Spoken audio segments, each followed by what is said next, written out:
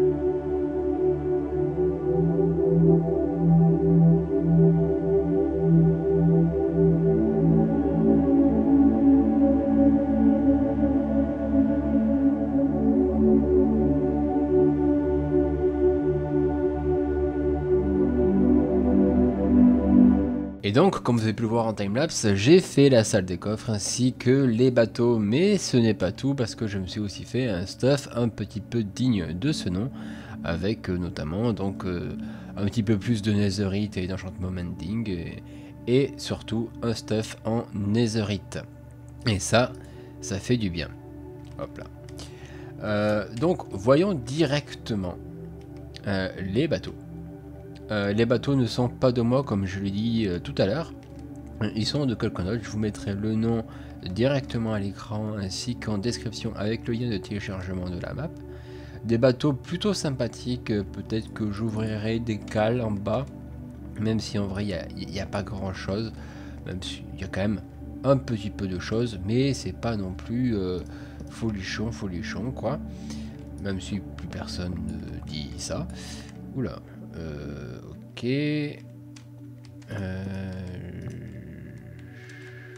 Là, on va voir comment est-ce que je vais remonter moi. Ici comme ça là. Ouais, comme ça. Pouf. Hop là.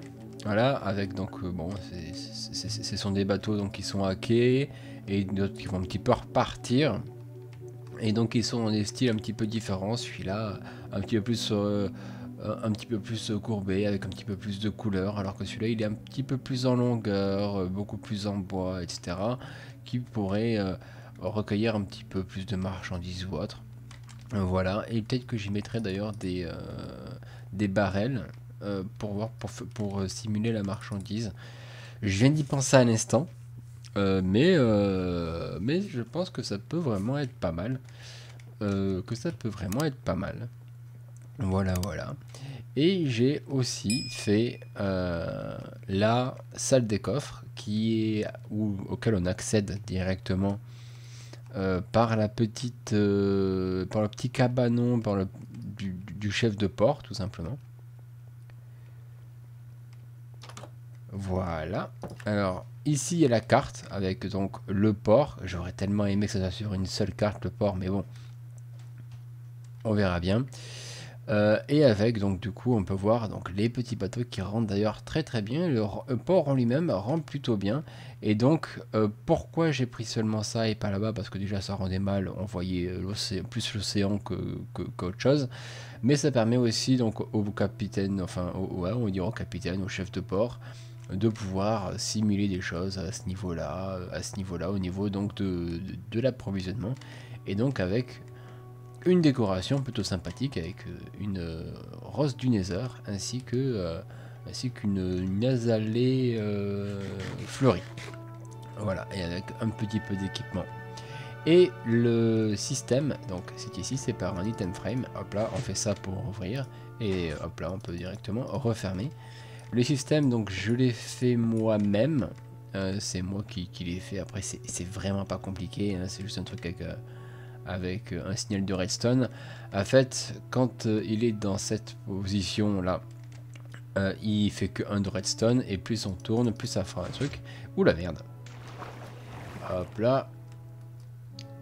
Et quand il est dans cette position, en fait, il va émettre un certain signal de redstone, donc celui-là, et qui va donc tout alimenter, hein, avec donc ici, hop là, directement la torche. Ça, c'est une torche qui s'éteint, donc tout est éteint, donc tout est rabattu. Mais si par exemple, hop là, ça comme ça, là, ça rejette un signal de redstone plus fort, et du coup ça vient couper en fait ce signal, ça vient empêcher que le répéteur vienne récupérer le signal, et donc ça expande les pistons. Et ici il y a un ascenseur à redstone vers la descente pour permettre en bas de savoir si c'est fermé ou ouvert. Donc on va rouvrir, hop là, pouf. Hop là, ici on voit que c'est ouvert directement par le truc. Et en fait, imaginons que ce soit fermé. Par exemple, si vu que j'ai mis mon point de TP en bas, hop là, je remets comme ceci, imaginons que c'est fermé. Pouf. Ben voilà, donc ça c'est fermé. Sauf que comme c'est fermé, si on remonte en haut, on peut pas. Du coup, faut appuyer directement sur ce bouton pour que ça ouvre. Et ça c'est très simple, hein, on va se le dire, c'est juste un bouton avec un ascenseur à redstone. Ouf. Voilà, on va le refaire pour vous montrer. Voilà, ça s'ouvre et voilà, ça vient ensuite se refermer. J'ai mis un petit peu, pas mal de temps histoire d'être sûr. Et en fait ici, ce que j'ai fait, donc c'est ça comme truc, ça a l'air complexe mais ça l'est pas.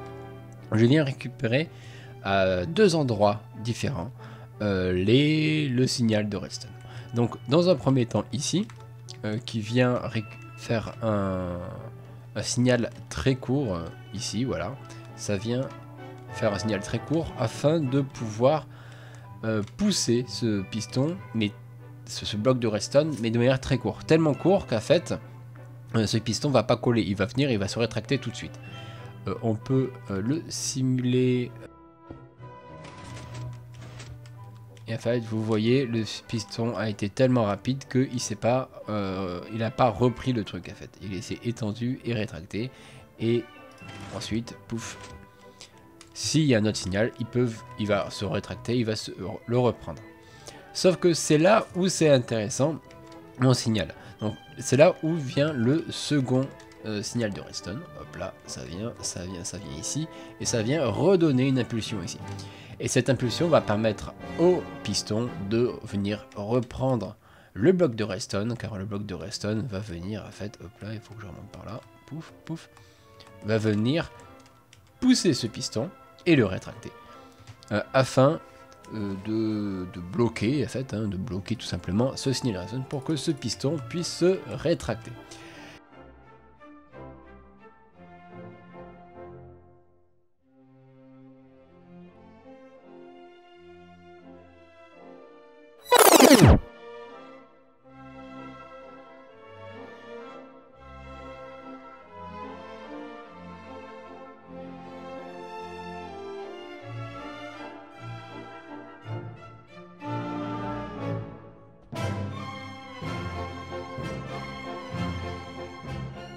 Et c'est reparti pour voir la salle des coffres. Voilà, donc dans un premier temps, ça c'est une salle des coffres totalement manuelle. Pour le moment, je vais attendre éventuellement que Lenny revienne pour qu'il puisse faire un système automatique. Mais voilà, avec ce sont des Golo System Frame là, ça permet donc en fait d'avoir des trucs un petit peu plus lumineux. Et l'ambiance que je voulais, c'était une ambiance un petit peu cave, un petit peu froid, un petit peu sombre en fait. Et c'est là où la mise à jour des lumières de Minecraft est vraiment super. C'est que par endroit, j'ai j'ai 2, 1, voir la light, bon là j'ai 6, 8, 9... Ouais, non mais ouais, c'est parce que c'est ces trucs qui font de la lumière, mais j'avais 2 par endroit et ça ne pouvait pas spawner car dans les mises à jour récentes, les mobs ne peuvent spawner qu'à partir de 0 de lumière.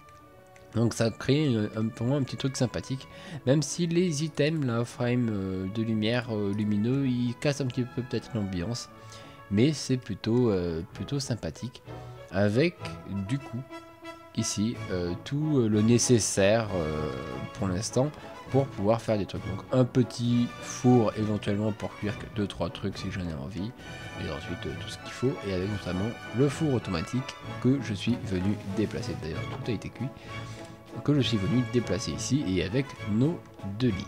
Ah, et j'ai oublié de vous dire un petit truc aussi par rapport à ces trucs, c'est que ce coffre c'est pour se vider lorsque la ferme, lorsque la salle de coffre sera automatisée, et ici ce sera pour vider les shulker box, et ici on pourra mettre des shulker box, par exemple comme ceci, pouf, pour les remplir si besoin, voilà, parce qu'il y aura des hoppers qui viendront directement à ce niveau-là. Ce sera beaucoup plus pratique et sympa. Et étant donné que j'ai déplacé tous les objets potentiellement bien